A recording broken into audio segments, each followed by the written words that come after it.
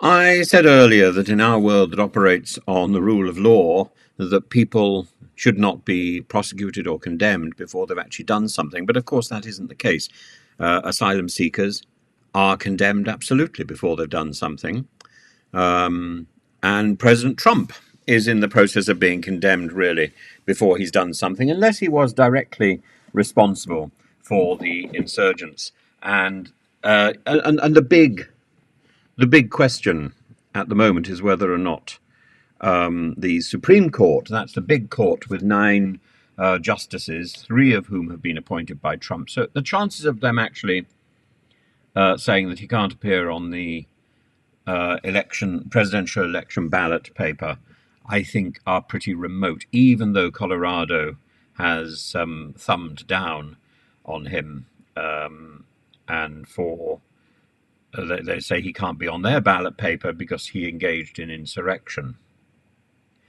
This is a man who, I think, at last count, has survived 13 assassination attempts. I think that's moving rapidly into a record.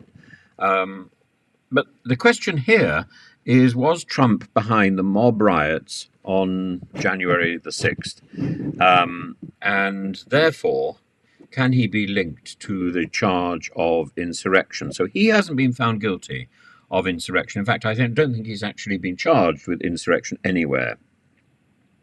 But this is the case going on in Washington at the moment, and if this case goes against him, then there's no way that he can become president of the United States. If he were a criminal, if he were in prison, he could still run as a presidential candidate. It's happened before, but not if he's held political office and has been found to have been involved in insurrection. This is part of the third section of the 13th Amendment of the Constitution.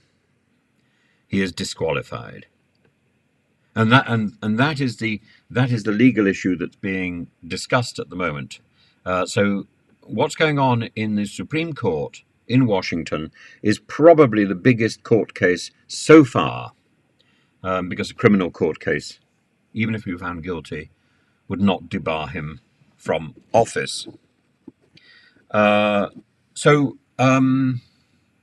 the one hand, you've got people who are saying, well, he's neither been convicted nor charged of the offence of insurrection, although other people have been convicted of insurrection and have been charged with insurrection. Other people who were involved in that January the 6th riot were charged with insurrection. And so if there's a link between Trump and them, then I suppose that would be particularly worrying. And they say, some people will say, and they use the expression, it's plain as a pikestaff that he was behind the riots, but it hasn't been established in court. And I think in the end, this will become a legal issue rather than a factual issue. It will be, is there a legal, has this been established? And I think this is coming now. If this runs, if the Supreme Court finds in Trump's favor, then it's going to be very difficult to bring any further cases against him. And my own instinct is that Trump will wriggle out of this one. Not because he's got the greater lawyers, but because I think the justices in the Supreme Court will really will be looking out over the country and will want the people to make that decision, and won't want to be responsible for stopping that democratic process, which is how they will be held, should they at this moment strike Trump off the ballot paper. And I think they'll also be aware of what's happening in Russia.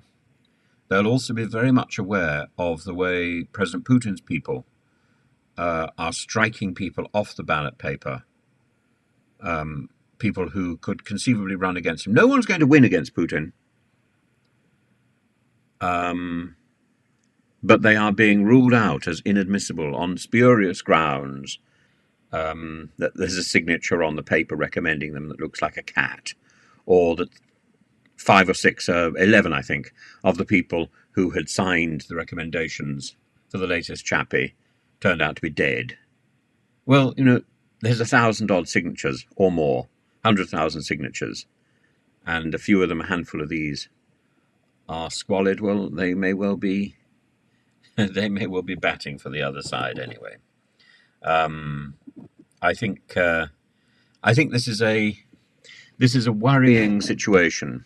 But as I say, the assumption is that in a civilized country, you are not accused or imprisoned or charged with something that you haven't yet done. As I say, that should be the principle on which we live. I'm afraid in practice that isn't quite the principle on which we live, but we can hope.